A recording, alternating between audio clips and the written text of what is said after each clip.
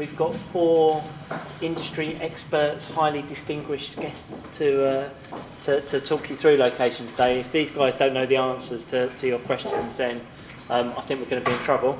I've got a few questions prepared to ask them, but get your thinking caps on about what questions you might have as well. Perhaps if we just kick off and just give each of you kind of a minute or so to introduce yourself and your company and what you do. Should we start from your end, Simon? Okay. Can everybody hear me? So, yes? What? Hey? Yeah, okay. My name's Simon Liss. I'm Managing Director of We Love Mobile. We're a full-service mobile agency, been going since 2007, launched the same month as the iPhone launched, although we ignored it at the time, to our peril. We do everything from strategy through to design and build, and this year we're particularly focusing on m-commerce, surprisingly. It's where the money is. And we also do anything from SMS through to app and mobile site build. So we're kind of full service, the full package in terms of mobile mechanics as well. I'm Matt Gerhardt. I'm the head of social for Ogilvy Action, and we're a part of the Ogilvy Group, obviously, but we're very interested in, from our point of view, about kind of behavior and why people make purchase decisions and what they use to make those decisions inside and outside of brand contexts. So we're, but also I have a global role, so I very much look at how mobile is used in different countries and in different ways, and what that means. Primarily looking at kind of emerging markets and how mobile is more of a use than traditional kind of internet tools. So. Hello, I'm Phil Dierson. I'm from the Marketing Store, which most people never really seem to have heard of. Marketing Store's been going for about 25 years. It's got about 1,200 staff in 10 offices around the world.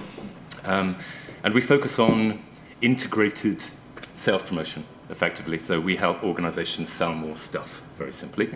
I'm the head of digital for the European operation, and I work with clients like McDonald's, Britvic, Diageo, that kind of thing. And my role here today really is to talk a little bit about location-based services as part of the digital marketing mix. Hi, I'm Howard Fairbarton. Got several roles, one of which is Head of Mobile and Innovation at Baby Smith PLC. I also consult various governments, all based around mobile technology, a lot of it location-based, near-field communication, generally a sort of consultant on the mobile industry and its use. Great, thank you. So if I kick things off, I think the first question I'd just like to ask and get your thoughts on today is why are people so excited about location? It's one of those things that everyone seems to be talking about at the moment. So why are people excited about it? What does it mean? And can you give some examples of good stuff that's out there at the moment that's happening? Should we start at the end with Simon again? Sure. I'm going to start by saying that I guess I'm not that excited by location in its own right. If you think about location on mobile as pure location on mobile, it's about maps and mapping. But when you think about location in terms of adding relevance to campaigns, to marketing, to any kind of application on mobile internet, then you start to see some very interesting things. Excited about location, kind of. I think it, as I say, adds relevance, it adds depth to services, but it doesn't necessarily mean anything in its own right. I think it's going to be important, increasingly important, as people get more smartphones and as people start to be aware of adding location to products and services. Great. I'll kind of answer this in 2 ways. I think consumers are excited about location because it gives another medium to kind of discuss things. I mean, the idea of kind of knowing where my friends are, either actively or passively, is quite an interesting idea. That's something that we've always been kind of interested in, and now having a technology way to do that is quite fun.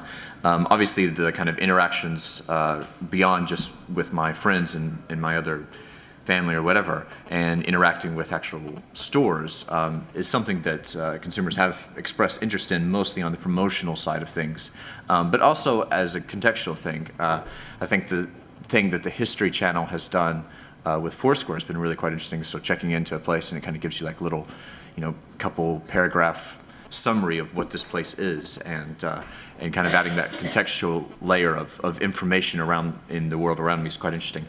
From a brand point of view, I think there was a statement earlier asking about if promotions were sexy, and I think that location kind of does make the idea of promotions and the idea of in-store activities from a marketing point of view very sexy. And I think that because there's a whole data that we can kind of get access to, there's a whole way that we can kind of reach people in a new kind of entertaining way that has brand values and brand experiences built into the promotions, not just kind of the money-saving effort.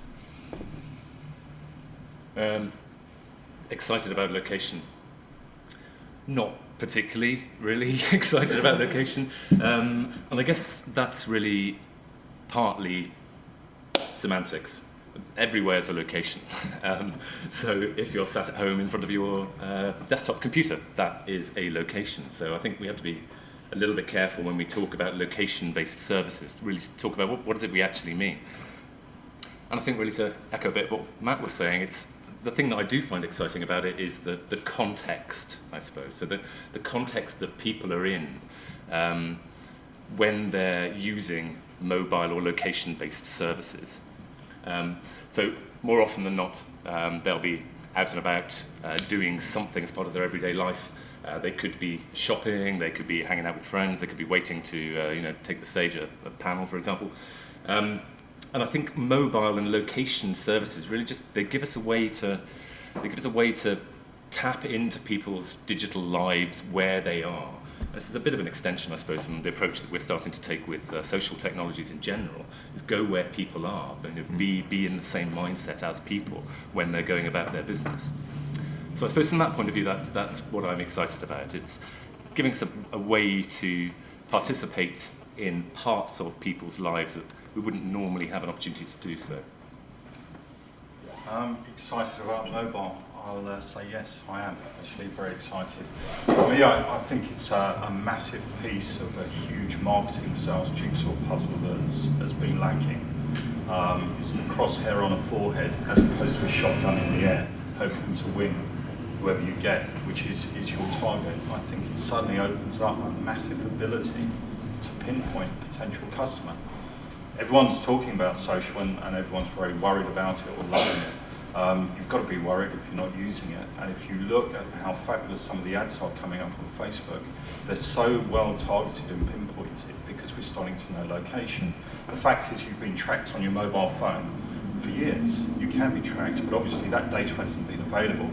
My wife has been able to go online and see where I am at any time. So she can literally, there's a blue tag which shows exactly where I am. Location is an incredibly important element. There's a lot of stuff coming regarding health where your use of medical products will start to define health clusters, problematic areas. It really is a huge element of this jigsaw. So from a marketing and sales perspective, I think it's massive.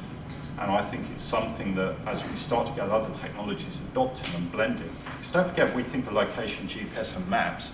Yeah, it's great on maps, we've had it a long time. But cell triangulation will give me to within 20 foot of where I am. Nokia spent nearly $6 billion, I think, on the acquisition of, was it Navtech? Heck of an investment, that. A Nokia phone will actually give you a better location than an Apple phone. But they invested massively in the mapping, and if you look how we use Google Maps, it's stunning. So maps are an element of it, but I think pinpoint location as a consumer, from a marketer's perspective and in the marketing's mix, I think it's a phenomenal tool and one which will just grow and become more and more refined. You started to touch on there some of the routes that are available with different technologies. What kind of things can a brand expect to do with location, and what would a location campaign look like for a brand? I've got, hopefully in May, a campaign, it's a test campaign going on quite a few bus stops around London. You'll interact with the bus stop.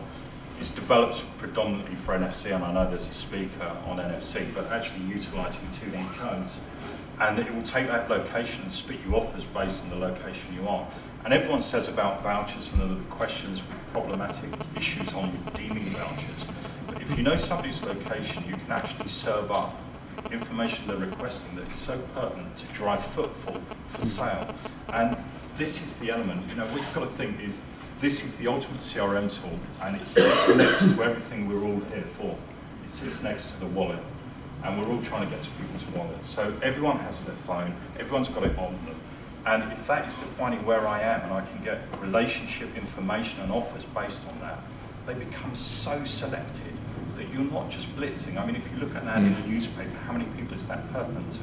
But if somebody's interacting with a poster, which is incredibly easy to do, A, you've got their interest, so they're interested in it, that's the first tick. B, you know where they are. C, you can offer up something that is of value in relation to their interaction to that poster, so it comes back to location. So I think from an offer perspective and a marketing perspective, location is a fabulous element to come into the mix, and really now such a cheap element that can really start to be exploited. Yeah. I think there's a kind of, in the campaigns that I've seen so far and the conversations I've had with clients, there's kind of like 4 different types of things that brands can expect from what they can do with location. One is adding a contextual kind of brand experience that either gives out information or gives out or kind of curates information that is based on someone's specific location that kind of extends brand values or brand experiences. 2 is extended promotion. The most obvious of this is like a Foursquare coupon, but something that again pushes people kind of into a store. 3 is adding a service element to the product or whatever someone is happening to buying, so it actually is part of the purchase experience. And then 4, the area that I'm really quite interested in is what the employees actually do with location and how an employee of a particular brand can kind of impact the data collection or the customer service from a brand's point of view. Any other thoughts of things that brands can look to do? Yeah, I mean, if we want to talk about sort of practicals and mechanics, location can, I mean, somebody's already mentioned cell triangulation. It's been around for a while. It's a very simple thing to set up, very simple thing to run. So in terms of reach, I would say that we talk about reach of this kind of technology, then SMS can deliver you some very good location-based services, can find your nearest services, very easy to set up, can be done within 48 hours. And now it can run across all 5 UK network operators as well. Other forms of location, you start to reduce the reach, you get a lot more interactivity, but location on handset-based location is also spreading now amongst all smartphones. We've seen this morning that smartphone reach is also expanding. So when we think about location, don't just think about the whizzy stuff, the QR codes, the GPS, but also think about simple SMS, which can deliver some really very good contextual and relevant location-based information. And just to take that a tiny bit further, I've been doing some work with a shopping centre, and they've put ANPR cameras when you go into the car park. So they recognise your number plate, and our lovely government for 10p sells them 54 fields of data, which includes your geo of where that car's registered. So they know where people are coming in specifically for that shopping centre. So they start to build up, and that, based on that, they're now going to put up pico cells within the shopping centre, lots of tiny masts. And if you opt into the scheme, they will be able to track your footfall literally around the shopping centre. And some of this is quite interesting regarding rents, because there's a shopping centre where they've got a couple of stores that drive massive amounts of footfall in, but people actually don't spend their money in. They go in, have a look, and then go, oh right, and then go elsewhere. And so they're starting to look that if they are huge drivers and these people want to bail out because it isn't worth their while to be there, that they will reduce their rent based on the amount of footfall coming in. So it all comes back down to this location where you can drill it down. Literally, we will know that you've walked into the toilet. We will know where you've gone within that shopping centre. And again, it's all for this, which is in my pocket. So location, when you start to refine, information is such a powerful tool if you can actually mine it and drill it. So location, I think, just opens up massive potential and possibilities, just over a whole raft of different industries. So very pertinent, I think.